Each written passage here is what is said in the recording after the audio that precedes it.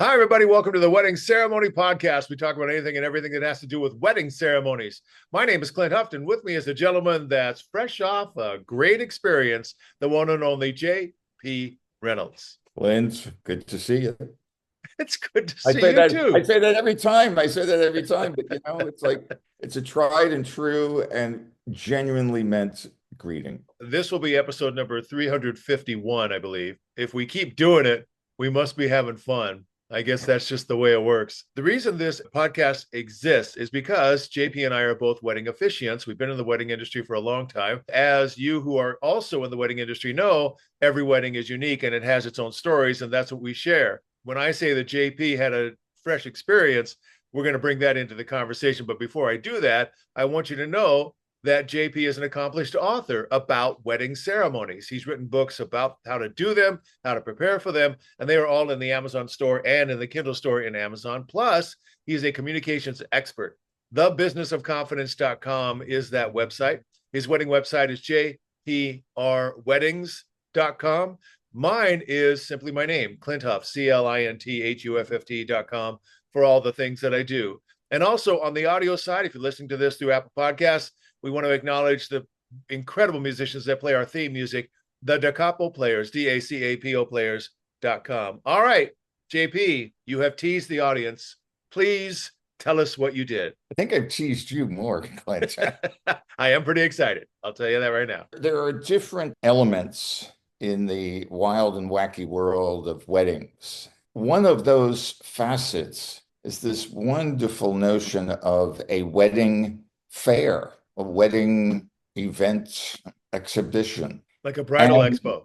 bridal expo, that's what the word I There was we looking go. for. Yeah. Yes, thank you. From the time I began in this second incarnation of my work as an officiant, I could just not bring myself to get into a bridal fair. I always felt like I don't know, like a used car salesman that stepped right up, get your whatever, and I've just not been able to do it, except there is only one bridal fair. And I think that's an inaccurate term because what about that groom? You never hear about I'm going to a groom affair. All right. Or if you're a same-sex couple, there's only one that I go to every year in Pasadena at a place known as the Castle Green. The Castle Green, and you could probably speak better to this than I, it's a historical landmark. Originated, I think, almost 100 years ago, probably 100 years ago, as a hotel, a very luxurious hotel. Then there was an earthquake. Are you familiar with the history of the Castle Green? No, I just know that back in the day they had trains that there's one of them, they would stop at the Castle Green. Right. And if you look at the building, it looks like back in the day it was the height of luxury. It's available to rent out for private functions and most specifically for weddings. And they have this wedding fair every year. And I attended this past Sunday. I was reminded why I love the Castle Green. And I was reminded why I only do one wedding soiree a year, because it takes a certain mindset. That's my opening remark. Yeah, all right, we should dive into this then, bridal shows. Oh, I've done maybe a couple of them over the years. I've done expos. The Wedding MBA is in November in Las Vegas, and it's 5,000 attendees. They're all in the wedding business. And so obviously they have a trade show. That's more geared towards business and that sort of stuff. And I have manned a booth there for a couple of different projects. So I understand the mentality of people are walking by and somehow you hope to engage them in a conversation. We know people that are not shy at all. And I've seen them work a booth as an officiant and just, hi, when are you getting married? Do you have an officiant? Hi, when are you getting married? Do you have an officiant? And that's Right. what you have to do because it's a new audience walking by every 2 seconds, Right. as people go through the aisles. And then, okay, so I have not worked a booth in quite a long time from that perspective. However, I love going to bridal shows. I love it. I'll buy a ticket. I don't care. And then I'll walk up and down the aisles and I'll see who's there and what's going on, say hi to old friends. I'll Yeah. always find new products that I say, what are you doing? How does that work? I purposefully do not bring business cards. That would be unethical. I don't do any of that kind of stuff. If I see a business that I think is interesting, I'll take their card so I can add them to my database. Most of the time, it's just casual conversation, like how you doing, whatever. And I really avoid the couples walking up and down the aisle to the best of my ability. I Right. mean, I look different, I look professional, but that's my approach. But I still love going to bridal shows. However, working at Can I just say you slay me? You slay why, me. why, You why? are always slaying me. I just, I just see you wander. They must think you're like undercover security or something. I'm fascinated by that. I'm intrigued, and it makes me think, well, maybe I should give it a go. Well, Uh, okay, just be aware of this. There was one time where the organizer of the bridal show walked up to me during the show while I'm just meandering up and down the aisles and said, "Can I talk to you for a second? You can't solicit business." I said, No, I'm not. You can't hand out your cards. I don't have any cards on me. Can't talk to any of the couples. I know.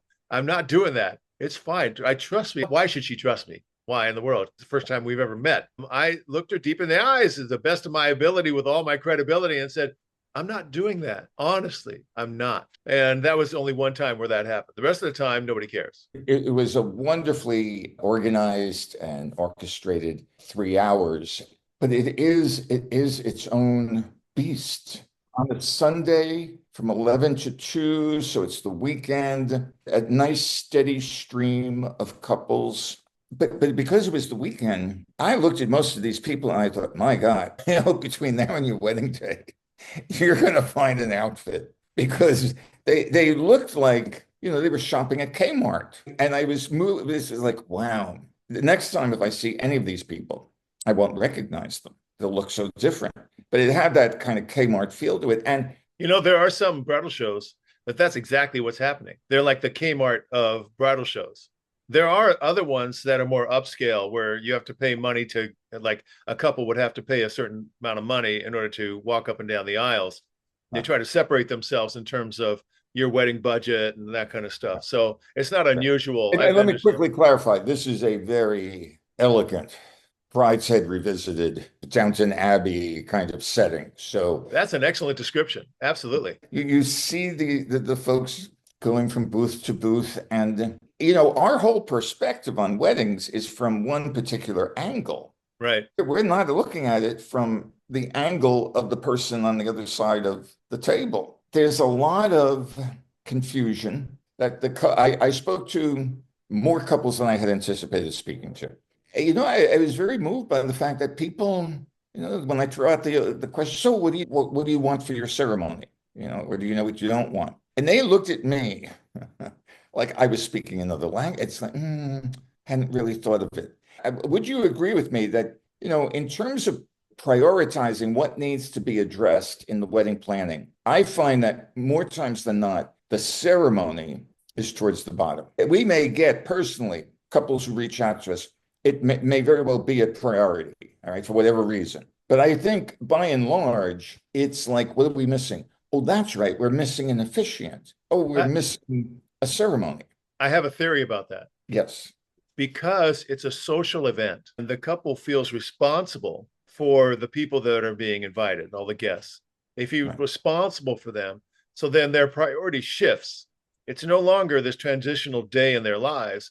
It is now, oh my gosh, social pressure. I have to impress these people or whatever. In fact, I just saw it's a website where you can find vendors. There's a term for that type of website. But anyway, that's what it is. You know what I mean? They put out some list to budget a wedding. And these things are always ridiculous because if you look at New York, LA, Chicago, San Francisco, the cost of goods and services is going to be drastically different than some of the smaller towns in middle America or whatever the case may be. All you have to do is look at the cost of housing and it'll pretty much explain that process. They listed all the things that you would think would be top of mind for somebody that was going to throw a party. Where are we going to get the food? Who's going to take pictures? That kind of stuff. Officiant, now I got to admit that I was really curious as to what they were saying an officiant would cost. But officiant, to your point, was like between 20 and 25th on the list of things to look for your wedding. Self-explanatory. And by the way,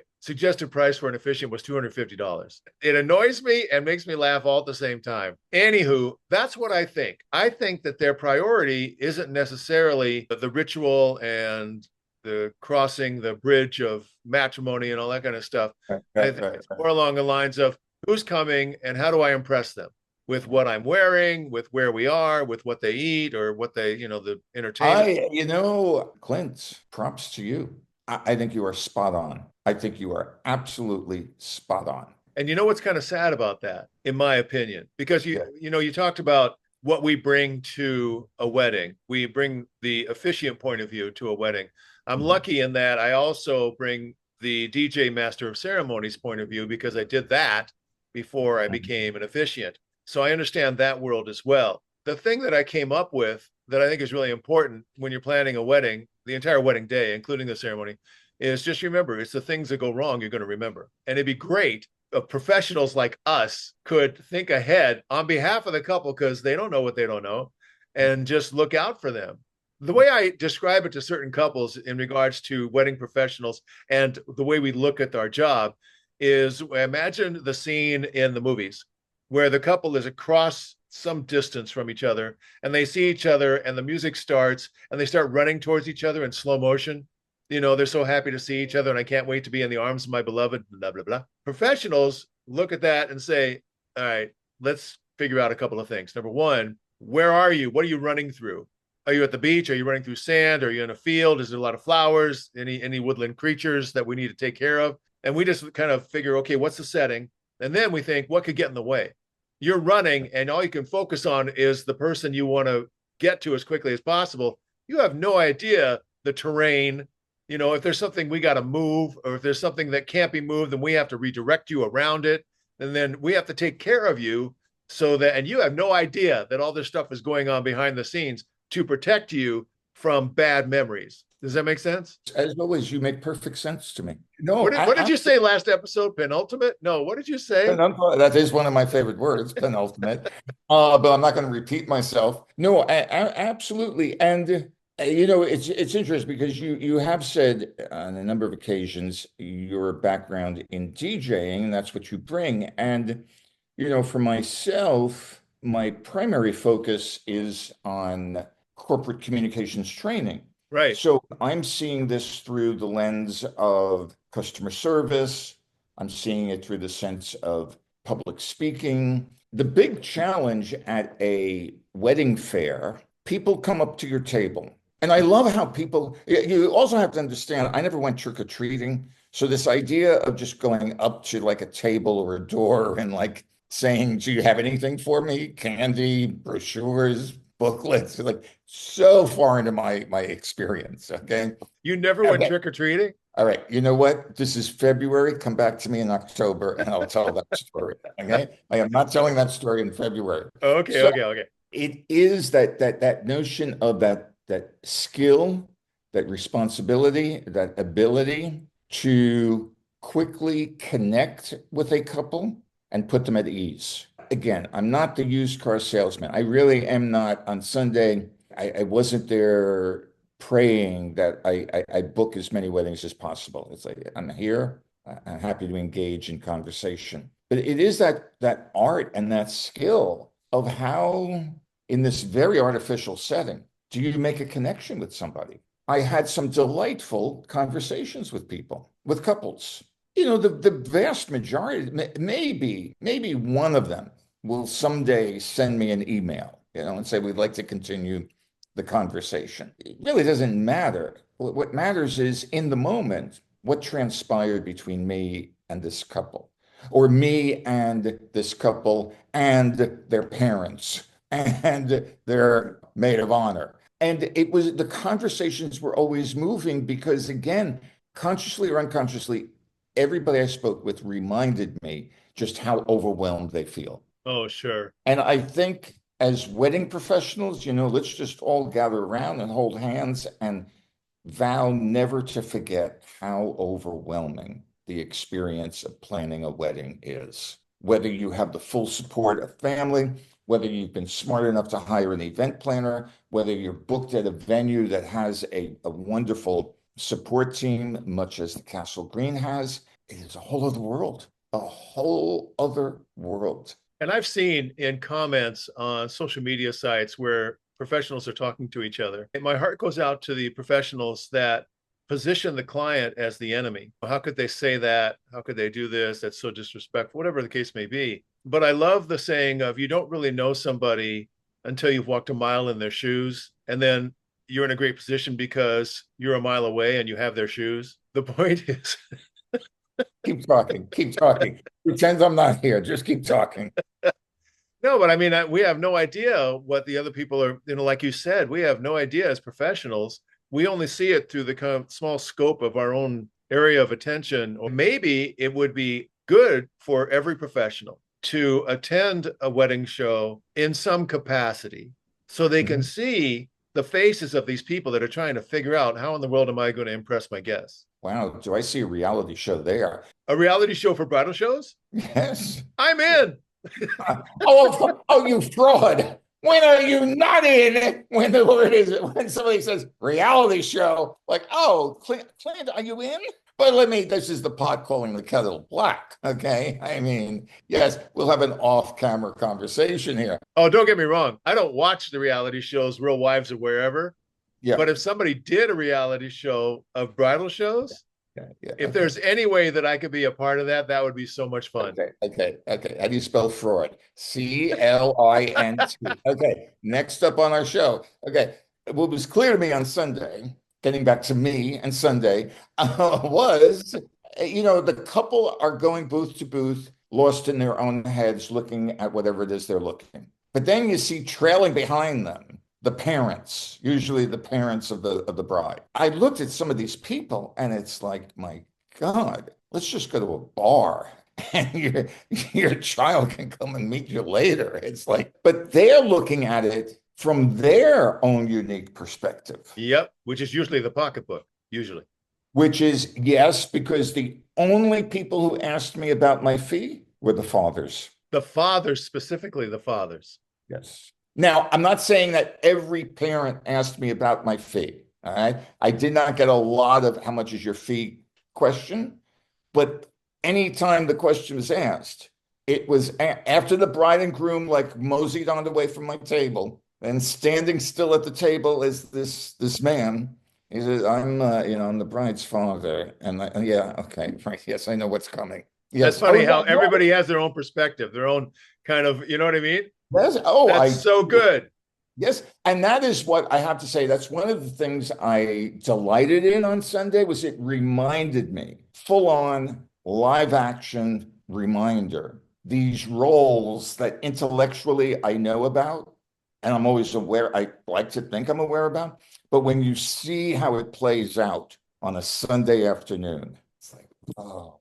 Yeah. Okay. Because, I'm focused on, I've got this handout and I've got this, and I got my little stories. And it's like, yeah. Okay. So, and what's your fee?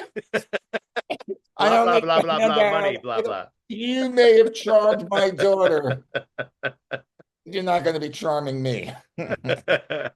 That's so good. I will say the best part, in my opinion, of a bridal show is the food and the cake, because there's lots of it and it's free. Anybody who's considering, just be aware that before they open the doors to the public, walk around and make sure you meet all the other vendors, and then have a piece of cake. Doggone it. It's free and they don't want to take it home. We've run out of time. This is good. I like this a lot. JP, tell everybody how they get in touch with you. Very simple. My website, jprweddings.com, and social media and everything, you can find me there. So JPR Weddings. Perfect. And also remember, his books are in the Amazon store and in the Kindle store in Amazon. Plus, he mentioned the communications coaching. Here it is. Thebusinessofconfidence.com is that website. And like he said, JPR Weddings for wedding stuff. My website is my name, Clint Huff, CLINTHUFFT.com, for all of the things that I do. Once again, thank you to the Da Capo players for the theme music on the audio side. And that's it for this episode of the Wedding Ceremony Podcast. This is Clint, and on behalf of JP, we will see you next time.